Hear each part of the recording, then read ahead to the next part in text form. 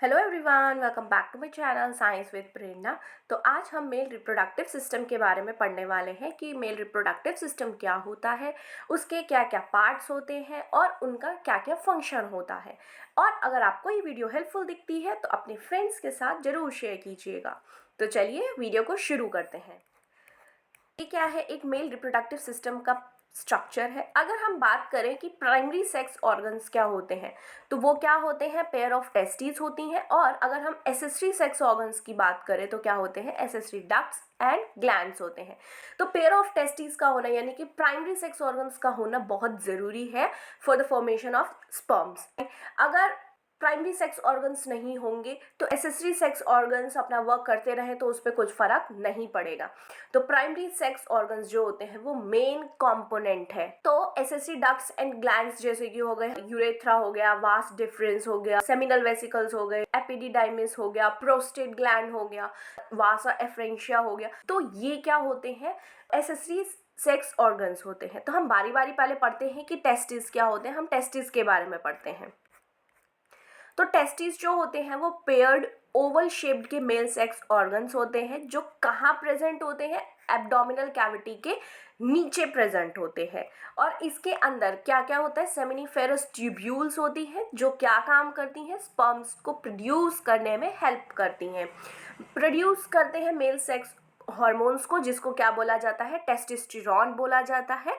और यही हार्मोन जो होता है वो लेडिक सेल्स के द्वारा प्रोड्यूस किया जाता है जो चेंजेस लेके आता है बॉयज के अंदर at the age of puberty. तो ये डायग्राम है टेस्टिस का। तो ये जो आप पाउच लाइक स्ट्रक्चर जो दिख रहा है इसको क्या बोलेंगे, स्क्रॉटम बोलेंगे। और इस स्क्रॉटम के अंदर टेस्टिस है।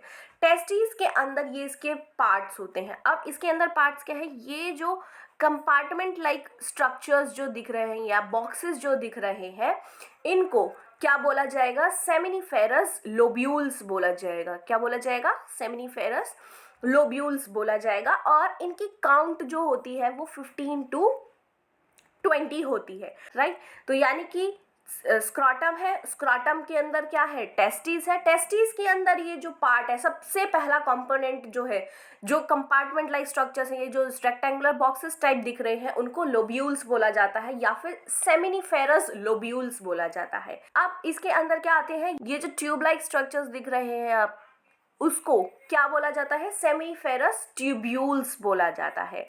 क्या बोला जाता है, सेमिनिफेरस ट्यूब्यूल्स बोला जाता है। और इन ट्यूब्यूल्स का काउंट कितना होता है, 3 to 4 होता है इन वन लोब्यूल। यानी कि एक लोब्यूल के अंदर कितने ये ट्यूब्यूल्स होंगे, 3 to 4 ट्यूब्यूल्स होंगे। और इनको हम सेमिनिफेरस ट्यूब्यूल्स ही क्यों बोलते हैं, क्योंकि ये रिस्पॉन्सिबल होते हैं for the formation of sperms. तो यानी कि ये जो सेमिनिफेरस ट्यूब्यूल्स होती हैं वही रिस्पॉन्सिबल होती हैं कि स्पर्म प्रोड्यूस हो, स्पर्म बने। मैं आपको डायग्राम से बताती हूँ। ये क्या था, टेस्टिस। और इस टेस्टिस के अंदर ये जो कंपार्टमेंट लाइक स्ट्रक्चर्स थे इनको क्या बोला गया, सेमिनिफेरस लोब्यूल्स बोला गया। और इस लोब्यूल्स के अंदर ये जो स्ट्रक्चर्स थे ऐसे, इनको क्या बोला गया, सेमिनिफेरस ट्यूब्यूल्स बोला गया। और ये ट्यूब्यूल्स जो होते हैं वो किस लिए रिस्पॉन्सिबल होते हैं, फॉर द स्पर्म फॉर्मेशन के लिए। अब इसके अंदर क्या होता है कि जो कंपार्टमेंट बॉक्स लाइक स्ट्रक्चर्स जो थे यानी कि लोब्यूल्स थे, उन लोब्यूल्स के अंदर क्या होते हैं, ये छोटे छोटे सेल प्रेजेंट होते हैं। तो ये जो छोटे छोटे सेल्स जो प्रेजेंट होते हैं उन सेल्स को क्या बोला जाता है, लेडिक सेल्स बोला जाता है या फिर इंटरस्टिशियल सेल्स बोला जाता है, इंटरस्टिशियल सेल्स, राइट। तो यहाँ पे आप देखिए, तो ये क्या था हमारा सेमिनिफेरस लोब्यूल्स। और ये जो स्ट्रक्चर दिख रहा है उसको क्या बोला हमने, सेमिनिफेरस ट्यूब्यूल्स। तो यहीं पर ही क्या होते हैं, ये छोटे छोटे सेल्स प्रेजेंट होते हैं। यहाँ पे छोटे छोटे क्या होते हैं, ये बहुत सारे ऐसे सेल्स प्रेजेंट होते हैं। और इन सेल्स को बोला जाता है लेडिक सेल्स। और ये जो लेडिक सेल्स होते हैं वो क्या काम करते हैं, रिलीज करते हैं टेस्टोस्टेरोन हार्मोन को। और ये जो टेस्टोस्टेरोन हार्मोन होते हैं वो किस लिए रिस्पॉन्सिबल होते हैं? स्पर्म फॉर्मेशन के लिए हेल्पफुल होते हैं। और इसका एक पर्टिकुलर नाम अब हम रख सकते हैं कि लाइक टेस्टोस्टेरोन हार्मोन्स थे जिन्होंने क्या किया, स्पर्म फॉर्मेशन में हेल्प करी। और इस पर्टिकुलर टर्म को क्या बोला जा सकता है? स्पर्मेटोजेनेसिस बोला जा सकता है। अब क्या पार्ट आता है इसका? तो अब क्या आता है? स्क्रॉटम। तो अगर हम स्क्रॉटम की बात करें कि स्क्रॉटम क्या होता है, स्क्रॉटम एक स्मॉल पाउच लाइक होती है स्किन की, जो हैंग हो रखी होती है बिहाइंड द पेनिस। कहाँ प्रेजेंट होती है? आउटसाइड द एब्डोमिनल कैविटी, यानी कि जो एब्डोमिनल कैविटी होती है उसके आउटसाइड प्रेजेंट होती है। और ये स्क्रॉटम ये क्या करके रखता है? होल्ड करके रखता है टेस्टिस को, और साथ ही बहुत सारी नर्व्स एंड ब्लड वेसल्स को भी क्या करके रखता है? होल्ड करके रखता है। और जो स्पर्म्स जो बनते हैं उनको लो टेम्परेचर चाहिए होता है than the normal body temperature जो होता है। तो जो नॉर्मल बॉडी टेम्परेचर होता है वो अप्रॉक्स 37 डिग्री सेल्सियस होता है। तो स्पर्म्स को कितना चाहिए होगा? 2 to 3 degree Celsius low temperature चाहिए होगा for the sperm formation, right. अब इसके बाद क्या आता है? वासा एफरेंशिया। अब बात होती है कि वासा एफरेंशिया क्या होते हैं, या फिर हम इनको इफरेंट डक्ट्स भी बोलते हैं। तो सेमिनिफेरस ट्यूब्यूल से सारे के सारे स्पर्म्स जो होते हैं वो कहाँ पास करते हैं? In a network of 10 to 12 ducts, जिसको इफरेंट डक्ट्स बोला जाता है या फिर वासा एफरेंशिया बोला जाता है, राइट। तो इस डायग्राम में हम देखते हैं, तो अब यहाँ से क्या होता है कि ये सारी की सारी जो ट्यूब्स होती है वो कहाँ जाके मिलती हैं? एक जगह पे जाके ये कलेक्ट होती हैं। तो ये यहाँ पे जाके जब कलेक्ट हो रही हैं तो ये सारी क्या हो रही है? कंबाइन हो रही है एक के अंदर। तो इनको क्या बोला जाता है? इफरेंट डक्ट बोला जाता है। जैसे कि यहाँ से सारी की सारी गई, इनको क्या किया हमने? यहाँ पे ज्वाइन कर दिया और एक कॉमन पैसेज बना दिया। तो यहाँ पे जब सारी की सारी मीट कर रही है, यहाँ पे सारी की सारी क्या कर रही है? कंबाइन हो रही है 10 to 12 ट्यूब्स के अंदर। तो इसको फिर क्या बोलेंगे हम? वासा एफरेंशिया बोलेंगे या फिर इफरेंट डक्ट्स बोलेंगे। अब यहाँ से ही क्या होते हैं? सारे के सारे स्पर्म्स ट्रैवल करते हैं। वासा एफरेंशिया जो होते हैं वो कितने होते हैं? 10 to 12 होते हैं। अब बात आती है इसके बाद क्या आता है? एपिडिडीमिस आता है। तो एपिडिडीमिस क्या होता है कि इसके बाद जो स्पर्म्स होते हैं वो कहाँ से पास होते हैं? Highly long coiled tubular part से, जिसको क्या बोला जाता है? एपिडिडर्मिस बोला जाता है। ये एक ऑर्गन होता है जो एक्सटेंड होता है from the top of the testis along with its sides to its back. यानी कि इसके अब 3 पार्ट्स होते हैं, head part, body and tail. तो यहाँ पे क्या होता है? टेम्परेली स्पर्म्स को स्टोर किया जाता है और यहाँ पे स्पर्म मैच्योर भी होता है बिफोर द इजैक्यूलेशन। यह डायग्राम में देखते हैं हम पहले कि यहाँ से अब क्या हुआ? ये जो एक लॉन्ग कॉइल ट्यूब दिख रही है, ये जो लॉन्ग कॉइल ट्यूब दिख रही है, इसी को क्या बोला जाता है? एपिडिडाइमिस बोला जाता है। और यहीं पे क्या होता है? इमैच्योर जो स्पर्म्स होते हैं वो यहीं पर ही आते हैं। तो यानी कि यहाँ पे अब सारे के सारे ये आके ज्वाइन हुए थे। अब ये क्या करेंगे? एक लॉन्ग कॉइल ट्यूब के अंदर क्या होंगे? यहाँ पे जाके मीट करेंगे ये सारे के सारे यहाँ पे। तो ये एक लॉन्ग कॉइल थी। अब इस लॉन्ग कॉइल के अंदर भी 3 पार्ट्स होते हैं। यहाँ तक इसका पार्ट होता है, इसको हेड बोला जाता है। यहाँ पे जो पार्ट होता है इसको क्या बोला जाता है? बॉडी बोला जाता है। और लास्ट पार्ट को क्या बोला जाता है? टेल बोला जाता है। तो इसके 3 पार्ट्स होते हैं, हेड, बॉडी एंड टेल।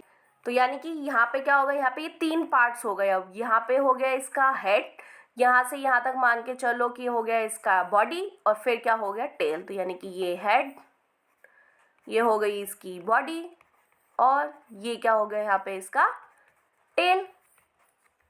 अब आता है इसके बाद वास्ट डिफरेंस। अब ये वास्ट डिफरेंस क्या होता है? तो जो स्पर्म्स जो बने हैं एपिडिडाइमस के अंदर वो इस ट्यूब के अंदर पास होंगे। अब उस ट्यूब को क्या बोला जाएगा? वास्ट डिफरेंस बोला जाएगा। तो यूरेथ्रा जो होता है वो एक कॉमन पैसेज बना देता है for both the sperm and urine, और इसको हम स्पर्म डक्ट भी बोलते हैं। डायग्राम में देखते हैं पहले कि ये क्या होता है। ये जो देखिए, ये क्या था? हमारा टेस्टिस था। अब इस टेस्टिस के अंदर ये जो लॉन्ग कॉइल टाइप का जो पार्ट दिख रहा है उसको एपिडिडाइमस बोला गया। एंड इसके बाद ये सारे के सारे क्या हो जाते हैं, एक ट्यूब से पास करते हैं। तो उस ट्यूब का नाम क्या बोला गया, वास डिफरेंस बोला गया। तो ये जो वास डिफरेंस होती है, वो ट्यूब जो होती है वो कहाँ से पास आउट हो रही होती है, इस यूरिनरी ब्लैडर के ऊपर से जा रही होती है। कहाँ से जा रही होती है, इस यूरिनरी ब्लैडर के ऊपर से जा रही होती है।